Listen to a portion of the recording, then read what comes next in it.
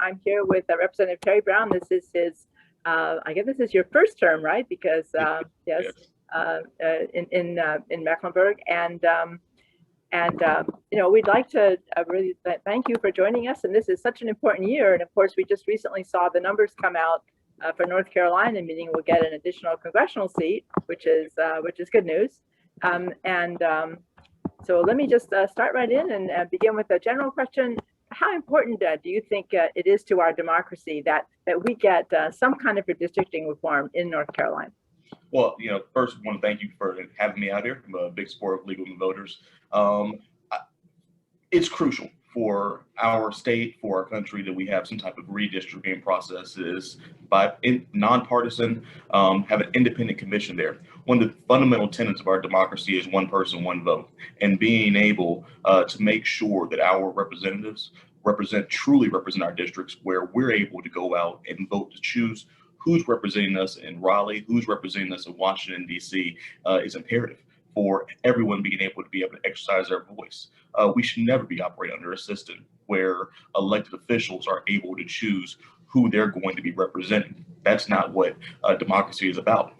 So I think it's just imperative for being able to get good policies passed, good laws passed, good legislation passed that's truly reflective of the people and the diversity of our state, that we have some type of nonpartisan redistricting process here in North Carolina. Of course, we totally agree. We've been fighting for this for quite some time. And one of the things that I think potentially has changed is that there's a new poll that came out. It's a public policy poll showing that 59% of Republicans say that gerrymandering is a voting issue for them, and that they really want to see it ended. And this compares to only 45% who favored reform just as recently as 2018. Do you think that might encourage the majority party to adopt some type of reform this year? Well, I'll say that I will never speak for the majority party, but thinking about it from a purely strategic standpoint, from a numbers and votes standpoint, we're here elected to represent everybody. I represent House District 92, Mecklenburg County.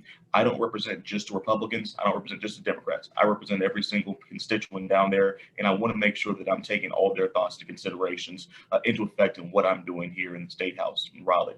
That being said, not everyone thinks that same way. And when you have a lot of people who are your constituents, who you're listening to, who are your base, and the groundswell is moving in a certain direction, I think that may encourage some of my colleagues to take some action.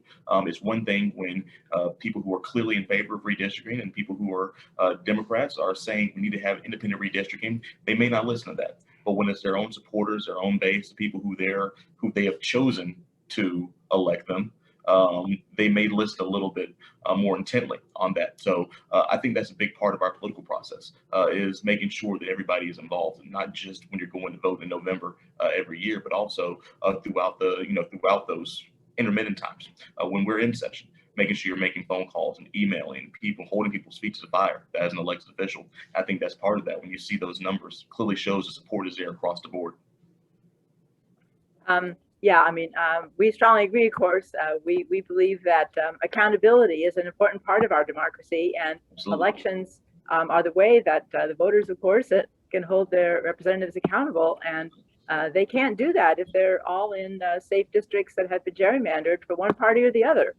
To us, we agree. It's not really a partisan issue. It's an issue of whether we're going to have a strong democracy or we're not. And we know what side we're on in terms of legal and voters, of course, is defending democracy is one of our core principles. Speaking for that, and speaking in terms of the voter side of it, how important is it for voters to really show up for the hearings and then come to the committee meetings and so forth to be part of this process? Yeah, absolutely. Like I just mentioned, I think it's very important that everybody across North Carolina take an active role in our political process.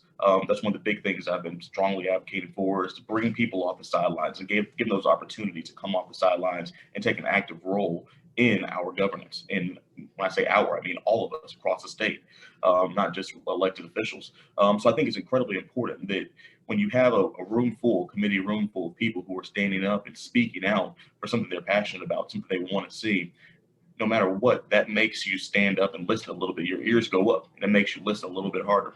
And I think that we should be doing that for redistricting. We should be doing that for a multitude of issues. I know everybody doesn't have the time to come to Raleigh and speak out, but there's so many different ways. I was in a committee meeting just last week where there was a piece of legislation that had been altered through a PCS that took a pretty good bill and made it into a not so good bill. And somebody who was in the majority party actually said, well, you know, I got a lot of emails this week on this piece of legislation, so I think we should remove this from the calendar. And it was removed. So that shows the power of people's voice. So I think that the more we can show how important it is that we want a nonpartisan, independent redistricting commission here in North Carolina, how much do we say our lines need to be drawn in a non-biased way so they're fair for everybody, to give everybody a fighting chance, to give everybody, make sure that they're represented by somebody who reflects their values, who reflects their community in Raleigh and in Washington, D.C., the better off we're going to be as a state and the better off we're going to be as a community. Well, we certainly agree with you. I mean, the elections are where the voters have the opportunity to express their voices with their votes, but it's very important for them to be involved and pay attention and tune into this stuff because it really will affect what happens in our state. I really want to thank you for joining us, and it's been great to meet you even virtually, and I hope to see you in Raleigh real soon. And all the best in the coming I won't say battles, the coming discussions in the legislature. Well, thank you. I appreciate that. Thank you for your time, and thank you for all the work you guys are doing. It truly is not going unnoticed. So thank you, guys. Thanks so much. Thank you. Bye-bye.